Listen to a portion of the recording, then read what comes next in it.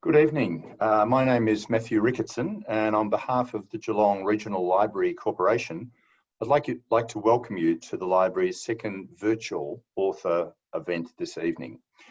The Geelong Regional Library Corporation acknowledges the Wadawurrung and Eastern Ma original owners of the lands on which the library services operate, and we pay our respects to Wadawurrung and Eastern Ma elders past, present and emerging. We acknowledge and celebrate First Nations people of this land as the custodians of learning, literacy, knowledge and story. So thank you for that. And a couple of housekeeping matters. You can participate in this live webinar by clicking on the Q&A button and typing your question or comment. You may need to touch your screen to see the Q&A and chat functions if you're using an iPad or iPhone to join us tonight. Otherwise, they're down near the bottom of your screen on your laptop. And tonight I've got great pleasure in introducing to you Margaret Simons to discuss her quarterly essay, Crimea River, about what has been going on in the Murray-Darling Basin. Now, Margaret is a long-standing journalist and author. She's probably best known as a journalist, and she's won awards for her journalism, both Walkleys and Quill Awards here in Victoria. She's the author of 13 books, the first two of which actually were novels, but also she's collected some of her many gardening columns about which she's written for many years. She's written a couple of biographies, journalistic biographies of living people, Kerry Stokes, the media mogul, and most recently, Penny Wong, the federal Labor politician. She's written investigative journalistic books, such as The Meeting of the Waters, about the Hindmarsh Island affair of about 15 years ago. She's been a journalism educator, primarily at Melbourne University, but also at Monash and Swinburne.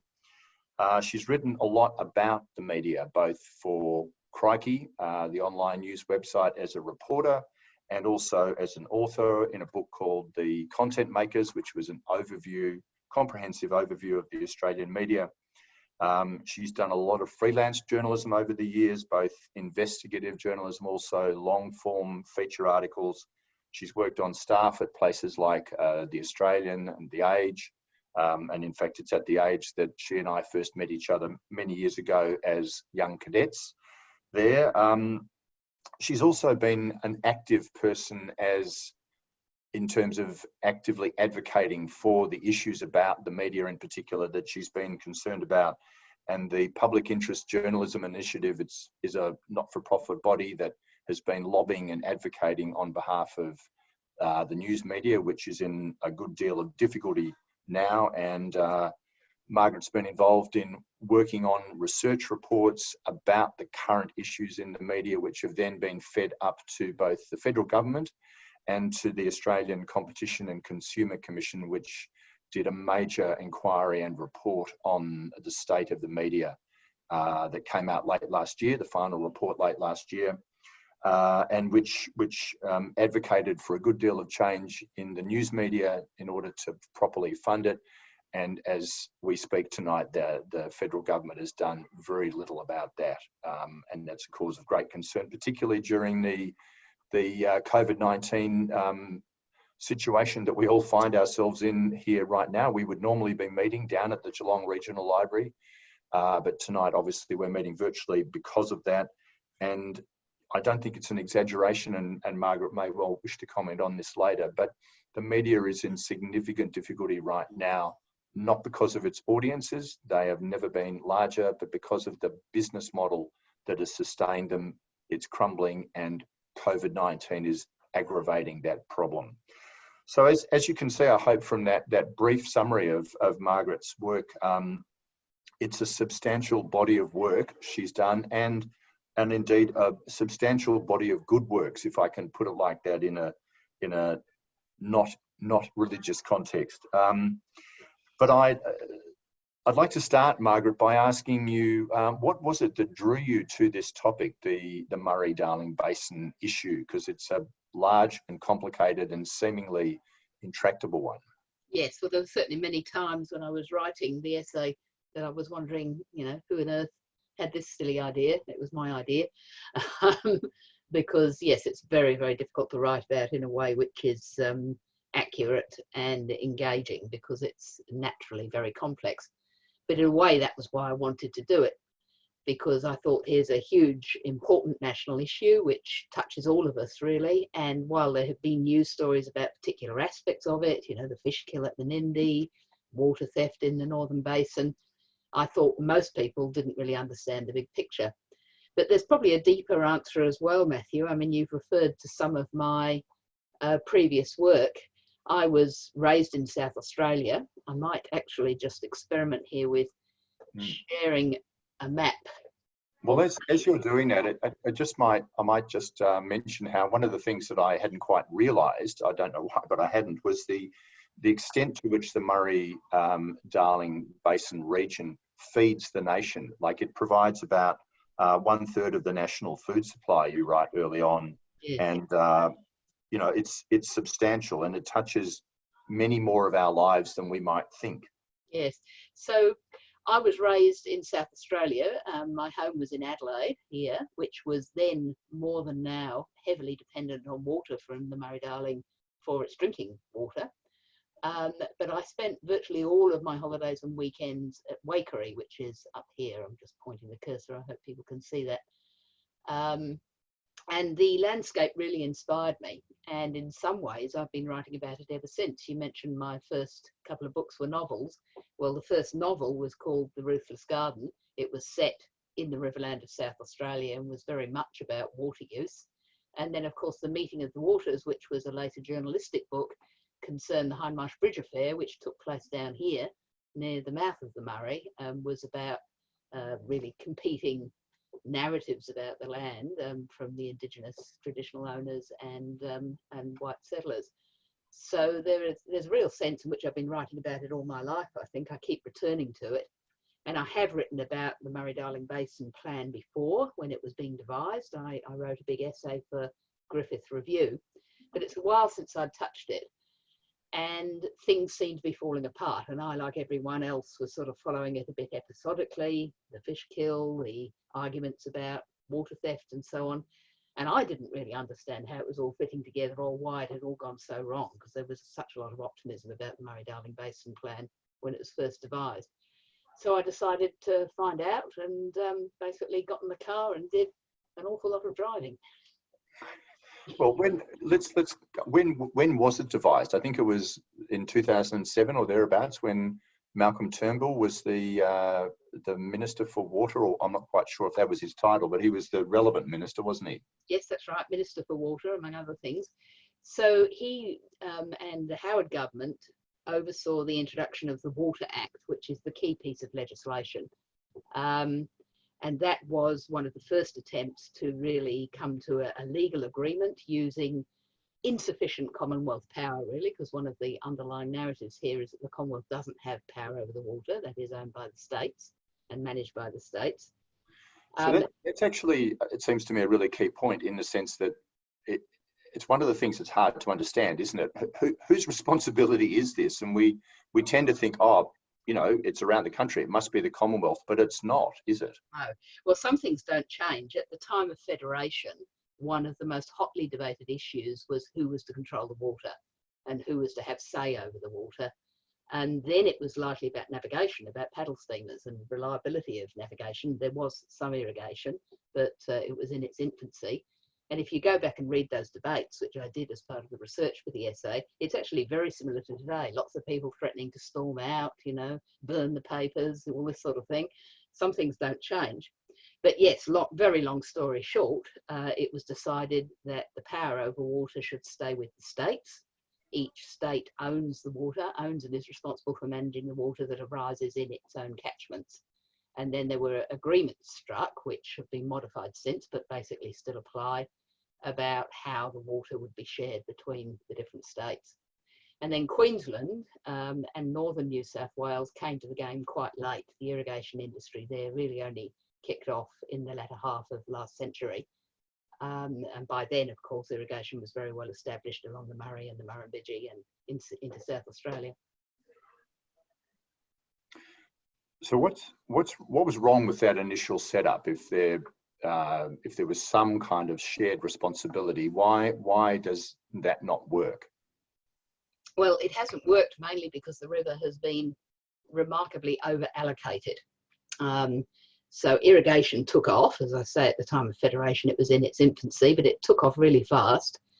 And then gradually more and more water was allocated out of the system until we get to the point in the 80s and 90s when I was a young woman in South Australia, and you're beginning to get blue-green algae outbreaks, you get fish kills. Salinity was an enormous problem, still is a problem, but is largely managed now. And there was this growing awareness that the system had been radically over-allocated, that too much water was being taken out and it wasn't sustainable. And over several decades, you see various attempts to address that issue, which culminated in the Water Act, and that created the Murray-Darling Basin Authority. And the authority's first job was to do a kind of audit of the basin, find out how much the water was there, how it was being used, and come up, and I apologise for the technical language here, but come up with a figure, both for the basin as a whole and for each catchment, as to what a sustainable level of take was. How much water can you take out without killing the whole system? And there's been controversy over the figure they came up with ever since. Right. So when you take water, when you say take water out of the system, okay, it's a mighty large river system, you know, stretching from Queensland down to the, you know, the coastal line in South Australia and also into Victoria.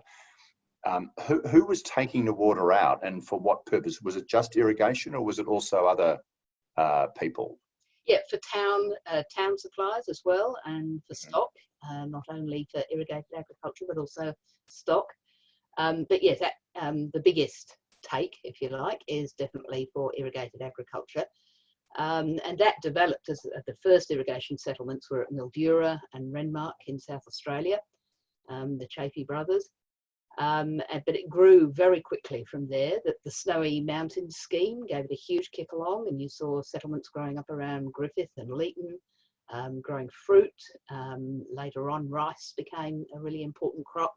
And as I said, from about the 1970s onwards, you see Queensland and northern New South Wales getting into the act with the cotton industry, which of course has become incredibly dominant in those parts of the basin, and is gradually moving south, partly because cotton has been genetically modified so that it can be grown further south than was originally the case.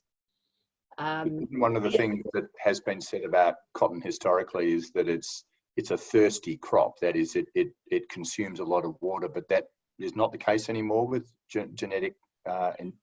No, it's still thirsty, but one of the things I say in the essay is I think it's a mistake to demonise certainly individual farmers, unless they're water thieves, and they do exist, but individual crops. Cotton is a thirsty crop. It's not as thirsty as almond trees.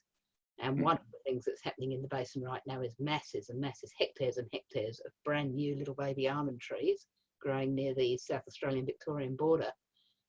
They are much thirstier than cotton. Right. And they're going in because of all the environmentally aware people who want to drink almond milk rather than cow's milk.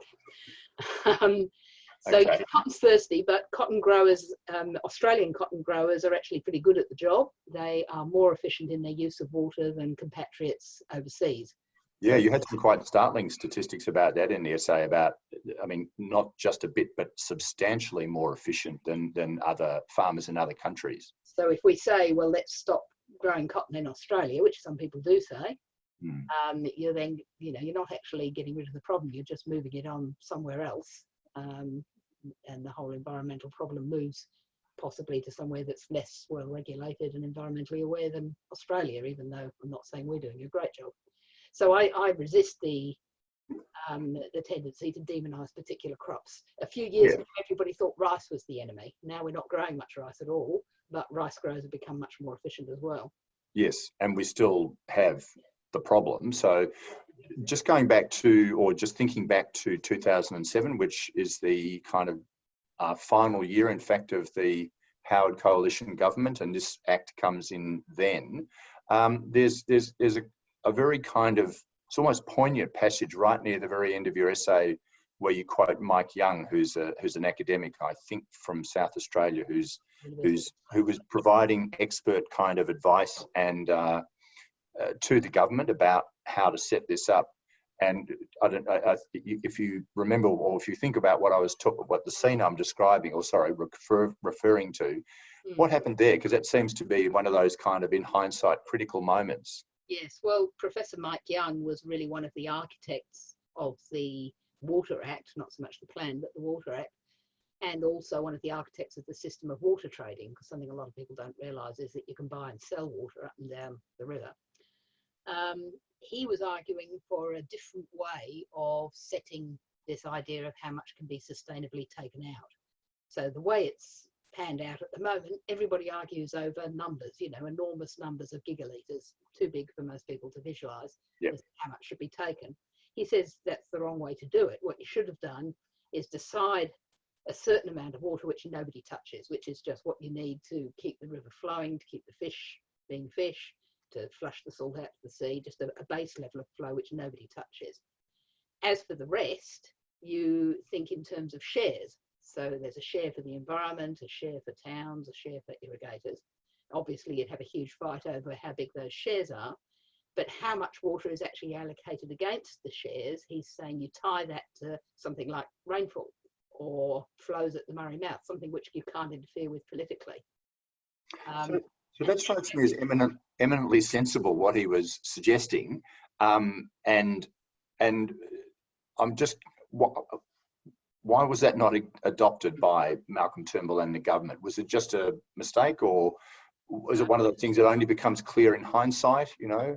No, it comes back to the problems of our federation. So he pushed that idea very hard, and I had some really heated conversations with Malcolm Turnbull, and was in the end told by Turnbull, Mike, you're no longer being helpful. We've got a chance to legislate this now, and that's no small thing. Green doesn't happen very often. We've got a chance to legislate this now. We've got to go with what we've got. And Mike says today, you know, he thinks that was the right call politically, but he clearly thinks that we will need to move to that share system in the long run.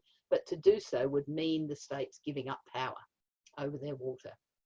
And okay, well, maybe we can come back to that, because we are all also observing at the moment a kind of a rare moment of cooperation going on between the federal government and the states, and so perhaps we can come back to that. But all right, so the Water Act is passed. The Murray-Darling Basin Authority is set up to oversee the management of the overall basin.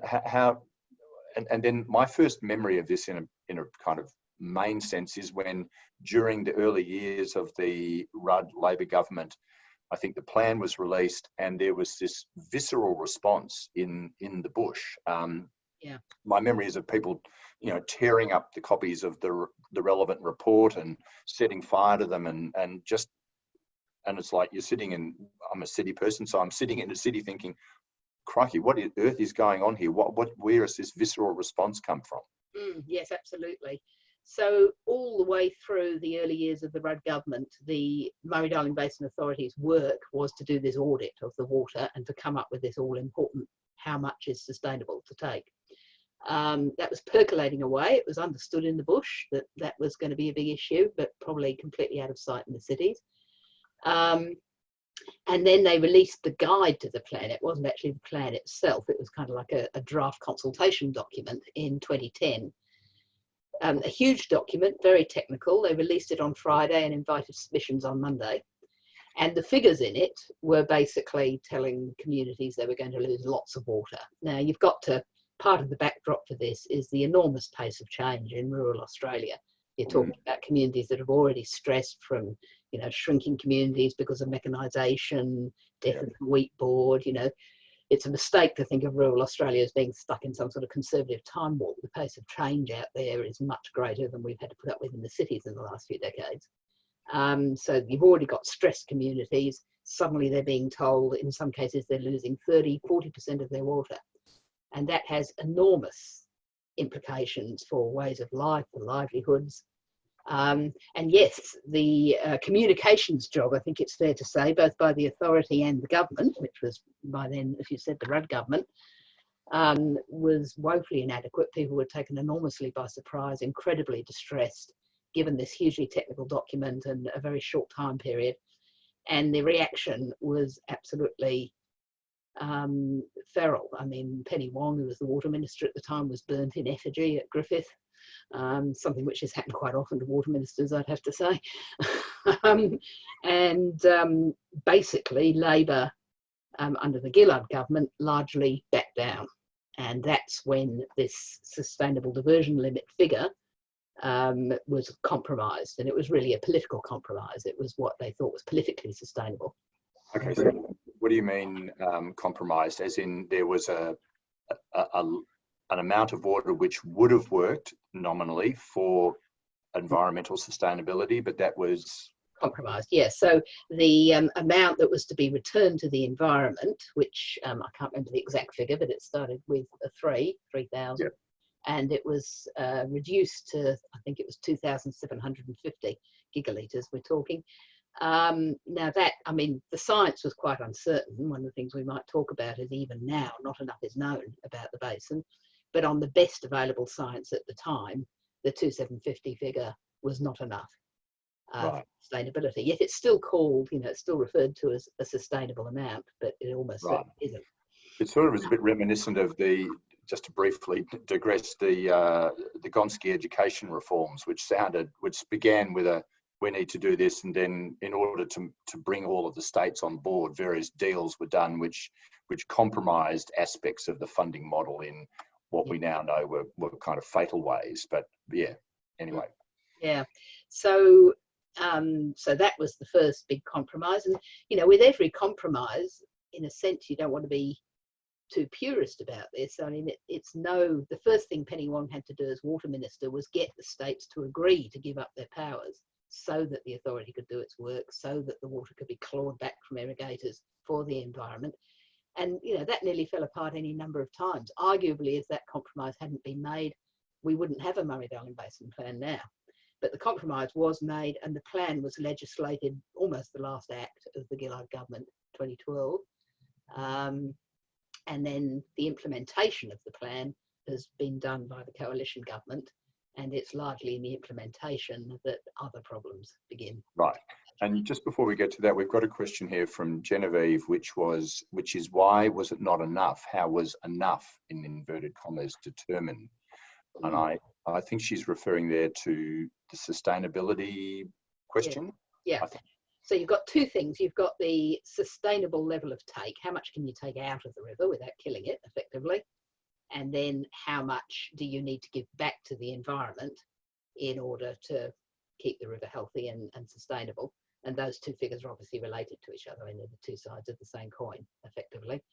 And it's important, I think, as you were alluding to earlier, it's important to understand that the science of this was developing as we go, so to speak. It was not a fully known situation before you put the plan in place. It was, here's what we think, let's put the plan in place and then monitor. And so it's a incredibly complicated political issue as much as anything. Like they say that politics is the art of compromise, and there's that, but it's a real tutorial in how difficult some of these issues can be. Yeah, no, it's political, economic, environmental, sociological, the whole lot. But to answer Genevieve's question, there was a lot of work done, and as I say, still not enough. We still don't know enough.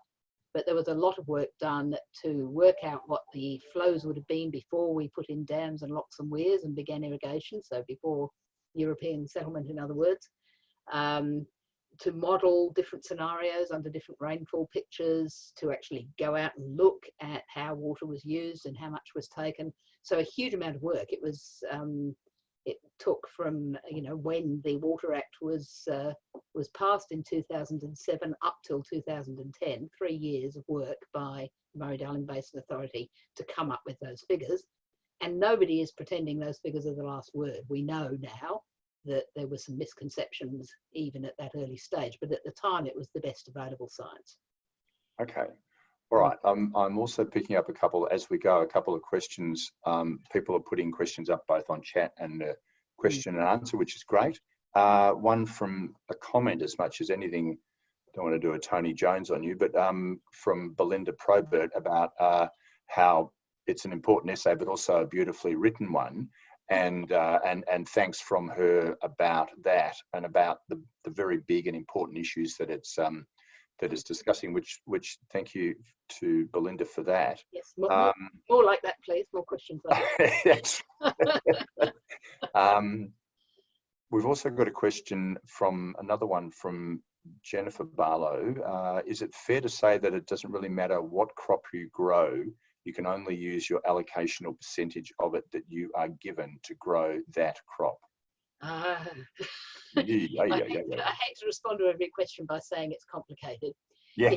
So to try and reduce, and there are different licensing arrangements for just about every catchment and every river valley, but I'm going to take a very broad brush to enormous complexity.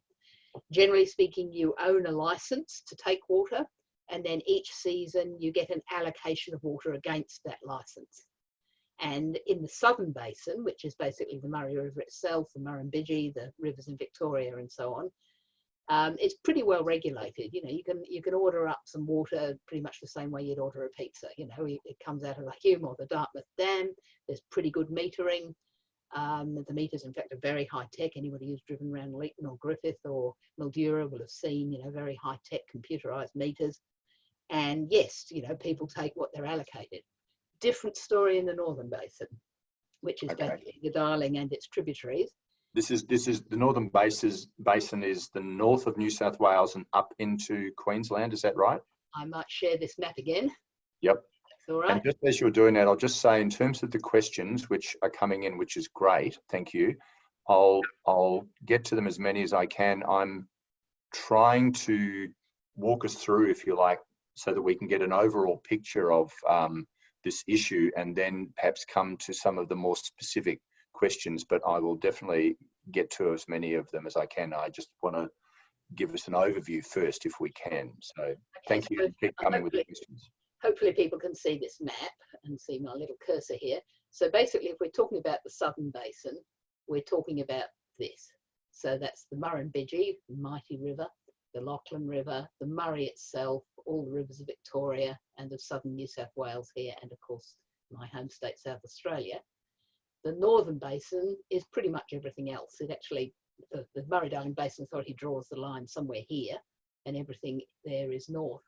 So you can see here the Darling River, one of our most storied rivers, and then it branches out into these enormous, you know, we're really into semi-tropical country here. These are boom and bust rivers. And several differences. Number one, they're boom and bust rivers. We're talking the tropics. It's either flooding or it's dry. There's not much in between. Very variable. Secondly, you haven't got many big dams there, so you can't just dial up water from the dam like you would if you were ordering it out of the Hume. And the regulatory system is different. So rather than having an allocation against your license and then it's metered, you are allowed to pump once the river is above a certain level.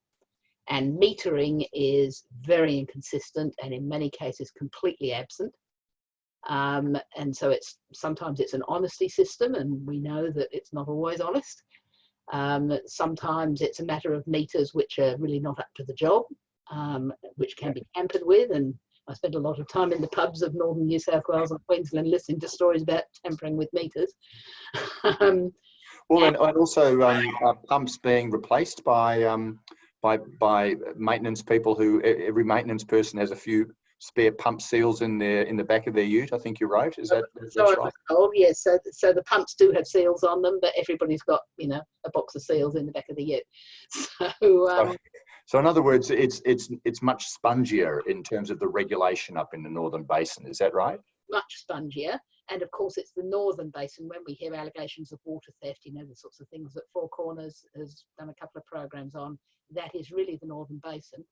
And I don't mean to imply by this that the majority of irrigators are water thieves, but we don't really know how widespread it is. There's certainly, and also, you know, I heard stories like saying, you know, everybody cheats a little bit, you know, sort of takes what they think they're entitled to. And obviously some people are cheating a lot.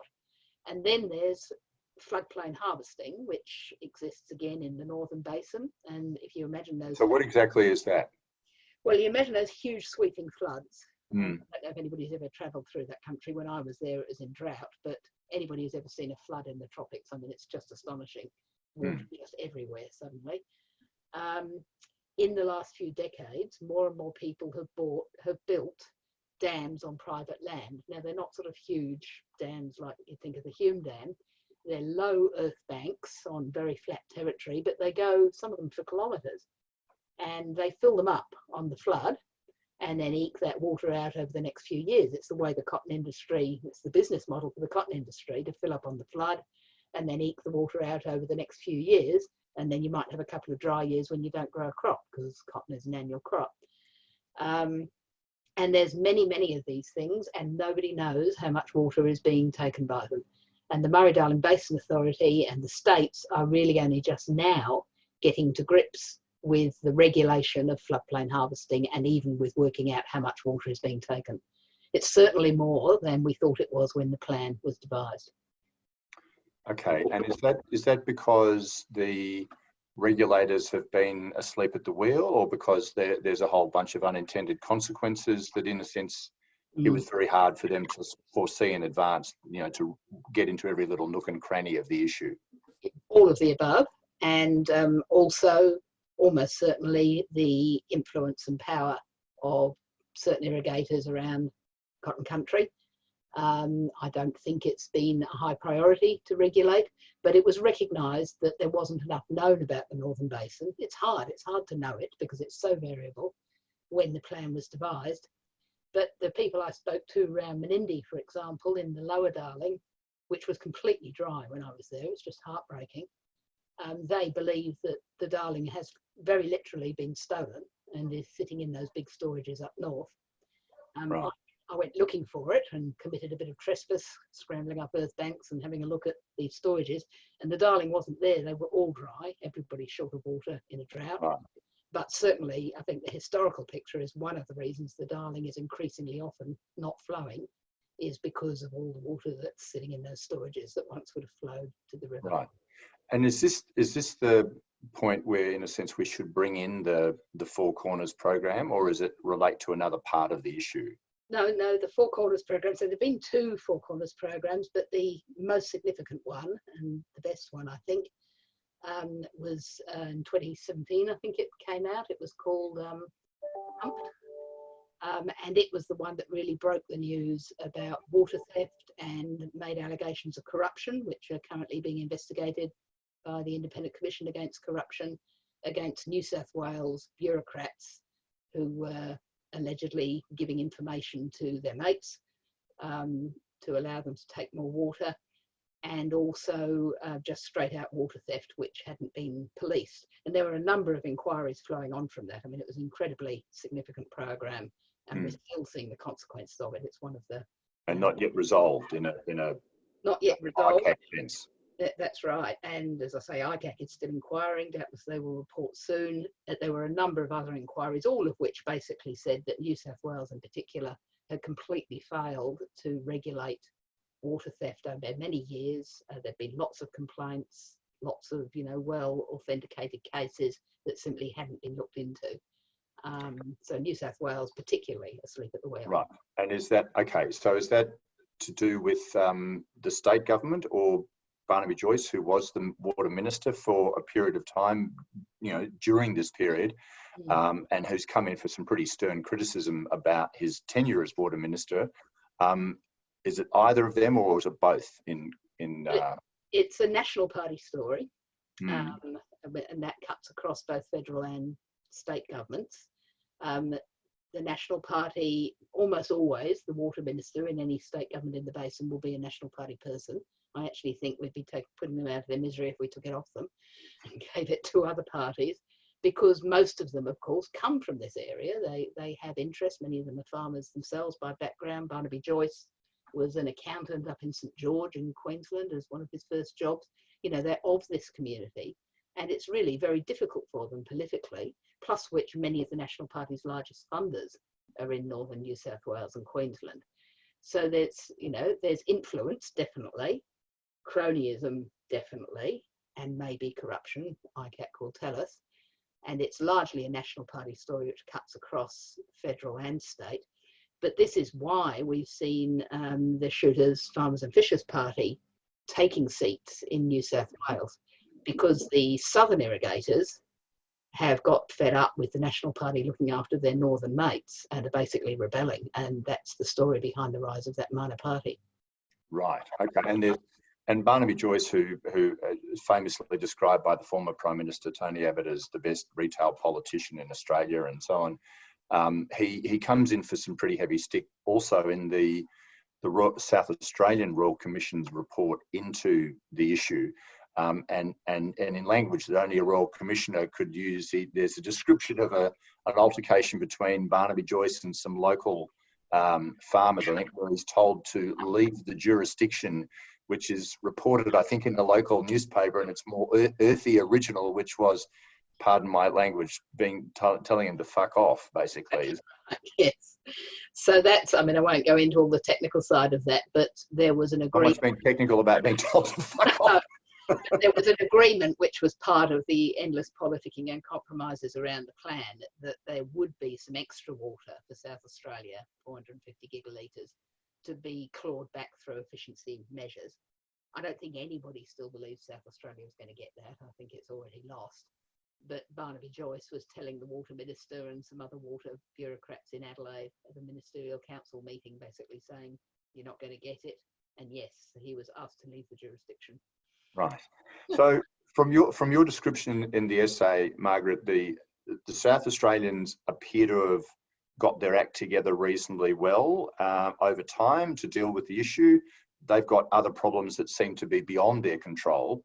The northern part of the basin, you've just sketched their issues. There's a kind of another important chunk in, if I've got it right, just beneath the northern basin or the southern part of the northern basin, with a very influential local lobbyist whose name just escapes me at the moment, but who you...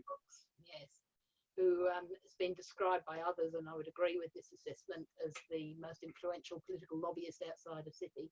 Yes, that's the one. So Chris Brooks lives at a little place called Baruga, which is near Tokemwal. I'm indicating it on the map here. I hope that's showing. He is a very forceful man. He has been a trader in wheat and was an important industry voice, you know, during the period when the wheat board ended. He went on to become CEO of Glencore, which is a massive resources company, not only agricultural resources, also mining. And he decided to retire in 2012, go back to the family farm at Baruga, and started a sort of medium-sized irrigation business. And then, as he puts it, they began to turn the tap off. They began to try and claw back water. And he has gradually built up a head of steam on this issue after appealing to National Party politicians and so on to help out. He became very discontented with them and financed and managed the campaigns of Shooters, Farmers and Fishers Party candidates. Voices for Farrer in the federal election was largely his show, in which they tried to get rid of Susan Lay, who's the Minister for Farrer, the Member for Farrer and Minister for the Environment. But successfully, the party took two of the big rural seats in New South Wales, which cover, you know, probably about half the state together, and now taken away from the National Party. And this has got the National Party very worried. And increasingly, they're beginning to dance to Chris Brooks' tune. He wants to can the plan. That's the motto that he has. Yep. He's led convoys to Canberra about this.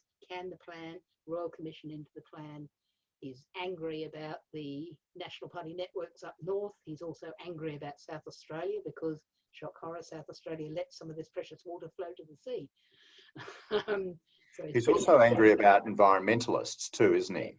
Yes, he believes a large part of the environmental narrative, or the justification for the plan, which is an environmental plan, is based on a lie. And there's a whole controversy about a particular scientist in South Australia around that, which I write about in the essay. And, you know, I had people thrusting academic papers about diatoms, which are little algae in the lower lakes in South Australia. People would thrust this paper into my hands and say, here it is, you see, the whole thing's a lie. But, you know, it's not. Yeah. Okay, so let's come to some of these questions and comments, because there are a lot coming in. And another comment from Domenico echoes Belinda Probert's, but says from Mildura, and so relieved and grateful for this essay. Our town is suffering and no one seems to care. But now there is hope someone out there will notice your impressive work. I have been sharing it with passion. Thanks again. I think that person might be related to Stefano De Pieri, perhaps. Possibly, who's mentioned in the essay as well. Yeah. So let's try and work our way through some of these. These are the more ones that have been voted as ones that people want. Hang on, the next one question here from Paul. Are the interstate water sharing, oops, why is that disappeared on me? Where's the state water sharing agreements transparent and regularly debated? One of the revelations in this superb essay is that these agreements have nothing to do with the MDB plan. In a macro level, yes, we know what those agreements are, but that is a bit deceptive because, as I referred to earlier, these days it is possible to trade water. So you can sell your license, you can sell it downstream or even upstream, which is a bit counterintuitive, but it is the case, and you can sell your allocation against a license. And so the amount of water that actually moves through the system and how it moves is very far from transparent. I mean, Matthew, you and I as journalists know that if we want to find out who owns a piece of land or who owns shares in a company, we can do that, but you can't find out who owns water. Only just recently have politicians who own parcels of water been called upon to declare that in their registers of pecuniary interest. And the lack of transparency. Are you referring to Angus Taylor there? His farming company, but no, I wasn't referring specifically to him. Right. It's, you know, I mean, water these days is a commodity like any others, and there are brokers in this commodity, and there are allegations that water is being hoarded and then released at an increased price during the drought, for example. And it's impossible to tell whether those allegations are true or not, because it's impossible for an ordinary citizen to find out who owns the water. And is there any push on to change that, so that if you hold a license, then it needs to be on some kind of public, resource that's available to anyone? Yes, that was one of the recommendations of the South Australian Royal Commission. Once again, the information is held by state governments, and they give sort of macro high-level figures to the Bureau of Meteorology, so you can find out the total figures that are being traded, but you can't find out, whether, for example, an allegation which I heard a lot in the Basin, which I believe to be untrue, was that Penny Wong or her father were the water barons, that they were holding all the water. Right. I put that to Penny Wong, and she just said it was completely untrue, and I believe her. Yeah. But you can see how rumours like that, very damaging rumours, dangerous rumours even, take hold in an atmosphere of no transparency at all. Well, and in the absence of concrete information. So we've got one here from Sally, who's in South Australia, and this is in the question and answer section. She says that some farmers in South Australia say the worst thing for agriculture is to have the National Party in charge of the ministry. Would removing their stranglehold on that particular area make a difference? Is it just too hard for them to say no to farmers? Well, that's a good question. Yeah, look, I think the National Party have proved themselves not up to the job. I think that's really it. And some of that is, as Sally suggests, that it's very hard for them to say no to their own farming communities, where often they come from, where they still live, where they sometimes still have farming interests. And sometimes it's just not having the sort of policy nous and the sort of policy passion that you need to sort through these, admittedly incredibly difficult problems. And right. As I say, there have also been allegations of corruption, and we will hear about that eventually from ICAP. So I think and perhaps it hasn't been up to the job, and we would probably, any the federal government would probably be doing them a kindness if they awarded the water policy, the water portfolio away from the National Party. But I doubt if that's going to happen because it would just about split the coalition, I think. Well, and it would, not quite, but it would be go close to removing their raison d'etre to be a partner in the coalition. And as we can also see, we haven't mentioned it, but being chipped away at from another side, another angle, which is the supporters of One Nation. So, question here from Leon: competition between states and federal planning has been a long time problem. Gough Whitlam and economist Bill Mitchell have advocated to get rid of the states. Is it time to rid the states in order to save the Murray-Darling Basin?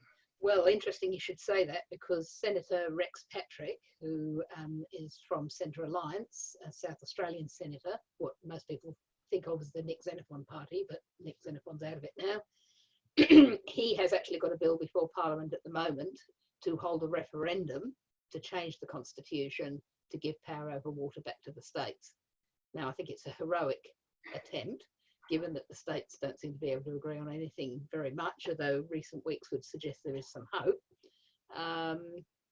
You know, you'd have to be courageous to try that sort of thing. But I think there's no question that if you were designing Australia from the bottom up now, you would give power over water to the Commonwealth. Not necessarily going to solve all the problems. I mean, one of the problems with the plan, I think, is that it's been imposed from above, from Canberra, and a lot of people's local knowledge and local interests have just been ridden over roughshod. And arguably the state government should be better at that kind of thing. But on the other hand, we can point to lots of problems with the states as well. So that is the thing that comes through. Sorry, I'm getting some reverb there. It's in the essay that the Commonwealth does impose top-down programs, and that has not worked. There's a lack of knowledge that they've gathered and lack of understanding of what actually has been happening and how that could feed into future solutions. So there's definitely that. Now I've got one here from is it has Chris Andrew? Yes, that one from Andrew up the top there. Has Chris Brooks spoken to the traditional owners about how the lower lakes used to be? We shouldn't dismiss their knowledge and only look to modern science for answers. That's a good question. You open the essay with a lovely metaphor of one of the local elders describing how he sees the Murray-Darling Basin. Yeah, I don't know the answer to that question absolutely, but I doubt very much if Chris Brooks has spoken to the Narranderi, who are the people of the Lower Murray. And, you know, there's history here. I referred earlier on to my book about the Hindmarsh Island affair, which was, you know, an enormously damaging dispute in which those people's story about their land was made the subject of a royal commission, which basically got it wrong, and they were labelled as liars. And since then, the state government has apologised to the Narranderi over that, and the Narranderi are now deeply involved in managing the Lower Murray. It's actually one of the success stories. But no, I don't think Chris Brooks has talked to them. Interestingly, you know, the title of that book was The Meeting of the Waters, and that title comes from the fact that salt and fresh water used to meet at that spot, and it had special significance because of that. Whereas Chris Brooks' argument is that, based on this scientific paper, is that the lakes used to be salt water and therefore should be returned to being salt water, and that would in theory save a heap of water. But it's one paper, and it goes against the weight of the evidence, which is that they were, you know, estuarine environments basically, and probably more fresh than salt. Right, and thinking about an area that's under or being ignored, if you like, or overlooked, there's a question here from Jennifer. To what extent do the SDL figures, I think that's the Sustainable Diversity Limits figures, consider the impact of climate change on water resources across the basin? And it's a good question. That the issue of climate change kind of swims beneath the essay in many ways, and of course can't be ignored, but there's so much other stuff that you're trying to get around and get explained. But what's your response to that question? Well, the answer is no. One of the most frequently made and powerful criticisms of the plan is that it is based on historical flows. All the modelling is based on flows over the last 50 years and so on. Therefore, it doesn't take climate change into effect. Now, the bureaucrats who run the whole thing would say, well, that means we'll have to adjust. You know, we never thought it was a final thing. You know, we'll have to keep on adjusting. But of course, the worst predictions for climate change are absolutely apocalyptic and would make a lot of this debate pretty theoretical and academic in the worst sense of the word. You know, when I asked farmers about climate change, I only met, I think, only one or two who were outright climate change deniers, but most of them, you get this million-mile stare, because you're really talking about the end of everything they know about how to earn a living, what their parents did, what they hope their children will do. And there are, of course, as we know, only two well-known easy answers. But the advantage of the Mike Young scheme, the shares scheme that we talked about at the beginning, is that it would automatically allow you to adjust to change. So you would get less water in your share, but you would still be getting your share of what was available. And if you tied that to something like rainfall, the whole system then automatically changes without you having to go through some enormous political argument every time over how many gigalitres people are going to get. Okay. So I think we probably will have to move to something like that, but the politics of it are awful, and at the moment the whole thing is at risk of falling apart. Okay, so Genevieve has asked, I think it's a second question actually, but it's a good one, which, and not to put you on the spot, Margaret, but if Margaret was given the job of fixing things, what would she do? What would I do? Well, go back to federation, perhaps. No, I mean, in the last chapter, I tried to talk a bit about that. I do think that there is an alternative path, too late perhaps now, or maybe we could start, in which we actually tried to build the sense of common purpose and common interest across the basin. You know, one of the things that was most striking to me is that even just a few kilometres apart, you know, people in Hay have no idea what's happening in Mildura. People in St George certainly have no idea what's happening in Renmark and vice versa.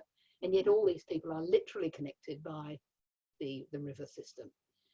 So if we could wind the clock back, not a million miles, not to federation, but, you know, a few years, rather than imposing this policy from above in quite a big hurry, would it have been possible to actually build it from the ground up?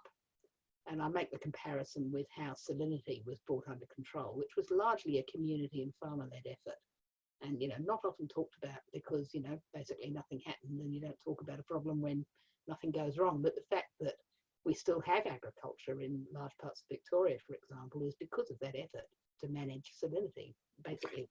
Right, so what can be learnt from that example? Because the current head of the Murray-Darling Basin Authority has a kind of response to that, but which you might want to refer to. But what could be learnt from the way in which the salinity problem has been solved?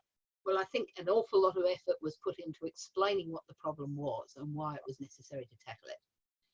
And then farmers and other community representatives, but overwhelmingly farmers in every local area, basically stepped up and sorted it out, talked it out together, and then were intimately involved in the solutions. And it worked by and large. I mean, you'd never say that a problem like salinity has gone away, but today it is managed. It is adequately managed. And that was supported by both state and federal governments, and a lot of state and federal money went into it. But the solutions, although they were painful in some cases, they were owned by the community. Now, it would have taken a lot longer. And of course, the risk is that it wouldn't have worked. Phil Glyde, the head of the Murray-Darling Basin Authority, says he doesn't think it would have, because he said, well, salinity was an obvious and immediate threat. Irrigators could see they were going to go out of business if we didn't tackle it. Whereas this, we're just asking them to give something up. And he thinks it wouldn't have worked. Maybe he's right. But I think even now it would be possible to take a deep breath and make sure the authority has got offices, well-staffed offices, staffed with locals in all the main agricultural areas, you know, to really put much more effort into that sort of community building, problem-solving side of things, so that people don't feel that they're constantly under assault. And of course, when people feel they're under assault and being attacked, they put their backs up, they get resentful. If they can run their pump a little bit harder and get a little bit more water, then they will. And of course, there's also the risk that the whole thing will collapse under the weight of litigation and politics, which is a very real risk at the moment. Well, that's near the very end of your essay. And I'll come to a question from Sally in a minute. but near the very end of your essay, you kind of show how this thing is really teetering, in the sense that it could go under completely, and some people clearly wouldn't mind about that at all. But I think the thrust of your essay is to say that whatever the problems are, if there was no plan, they probably would be worse. Yeah, no, I think that's true, and it's wrong to paint the whole thing as a complete crop. You can certainly go to particular parts of the river and particular wetlands, some of them internationally important wetlands, and they're better now than I remember them being last time I wrote about this 10, 15 years ago. So I think we're better off with the plan than without it, and I hope it doesn't fall apart. But I think there's been a lack of transparency at many different levels. The science has been compromised all the way along, and to some extent I understand why. You know, a deal, a less than perfect deal, is better than no deal at all quite often, and we can argue about that. But you know, if I was in charge of the whole darn thing, and thank heavens nobody's likely to put me in charge of it, but I really do think we've got to put an awful lot of effort into explaining the plan, explaining the problems of the system as a whole to farmers and irrigators who, and you know, there's some crazies out there, but most of them are well-motivated people. You know, I see there's a question from Katie about why is it a bad thing to harvest water in dams? Well, it isn't necessarily. That's the way they do it. The bad thing is we don't know how much they've got, and therefore it's impossible to think, well, is that fair? Well, how does that relate to the rest of the plan? How does that relate to the health of the Menindee Lakes, for example, which, you know, probably would be filled with some of that water if it wasn't in dams on the plains in northern New South Wales. I'm not saying that dams are bad in themselves, but anyway, so, you know, I think we need to do that. I think New South Wales needs to get a grip. They've fallen down in all sorts of ways and are playing some pretty nasty political games, constantly threatening to storm out and walk away from the plan. It's not even sure what that would mean. I mean, what's the alternative, really, other than trying to make this work? And I think we need much more information and much more work done on where the water actually is and how it's being used. We really don't know enough, and there needs to be much more investment in research, which is happening, I would have to say, but probably should have all been done quite a while ago now. Okay, we've got to come back to the question from Sally. She's asking for a comment on the complaints about the Murray-Darling Basin Authority draining the Menindee Lakes during the drought for environmental flows and aggravating the drought in Menindee, whilst apparently the Murray was still providing much flow. I don't think we've talked about that yet. Is it true, she's asking, and so what's your view on that one? Yes, it's true, but it's not only the authority, it's New South Wales. The New South Wales government. So the Menindee Lakes, again, I might just share this map if I can. To point out where they are, they're a really important part of this whole system, and they come into the story a lot. They're up round here, to north of Mildura, on the Lower Darling. So they're enormous, very shallow lakes, which have been there for millennia and are important to the Indigenous people and to people in Broken Hill who go boating on them and so on. They are also water storage that the Murray-Darling Basin Authority and the states use to store water and then release it when it's needed. But the problem is they're very shallow, very vast and very shallow, and that means you lose an awful lot of water to evaporation. And so New South Wales has to meet a certain target for water that it's going to claw back for the environment. That's part of the plan. And what they're trying to do is get a large part of that amount that they have to give up by addressing those evaporation losses, by draining the lakes more often and by managing them differently. And at the moment, the whole focus has been on that, on the water savings, not on the potential environmental damage, which is considerable. It could be an environmental disaster, not on the cultural needs of the traditional owners, not on the interests of the locals. But yes, it's certainly the case that they are draining the Menindee Lakes much more frequently, and that means when you run into a drought, there's no water in the Lower Darling, and many of the irrigators in the Lower Darling have been told, you know, shut up shop, we can't provide you with reliable irrigation water anymore. You know, seek compensation, end your business and seek compensation. Right. Interviews with some of them in the book, in the essay. Okay, just one final one, because we're just on time here, from Prue. which I don't think we've covered, how much water is taken by the mining industry and is it sustainable? Yeah, I didn't get into that in the essay at all, simply because, you know, it was already getting very long. But yes, increasing amounts are being taken by the mining industry, and there is a lack of transparency around that, as with so much in the basin, and certainly many farmers saying that that less needs to go to the mining industry and that needs to be looked at. I don't really get into that very much, but it certainly is an issue. Not as big an issue as irrigation, but it's an issue, and it's growing as an issue. Okay, well, I think there are a lot of questions and a lot of comments on the chat, which is terrific to see. A lot of engagement there, but we're out of time. So I wanted to thank you very much, Margaret, for your time and for your essay, which is a terrific contribution to discussing both an important and a very complicated issue. I would like to just mention that the copies of the quarterly essay are available from a range of places, but in electronic format from the Geelong Regional Library's website and many bookstores still trading. And as you probably know, some of them are happy to deliver to you, to your door, if that's what you would like. Geelong Regional Libraries is working hard to bring you more live stream and recorded webinars and virtual events for children, for teens, for adults. So please keep an eye on the website, social media, and e-newsletter for more details. Website www.grlc.vic.gov.au. It just occurs to me, I mean, some people may know who I am, but I'm a professor of communication at Deakin University, and Deakin University has had a long-standing relationship with the library. Myself and other members of staff will often appear here and engage in these kinds of events, whether for these kinds of events or for the non-fiction festival that happens each year around about November, and always happy to be involved and engage in these discussions about interesting and good new books and essays and so on. So thank you very much to everyone for participating, and thank you again to Margaret for your contribution tonight. Well, thank you everybody for coming, and please all stay well and safe.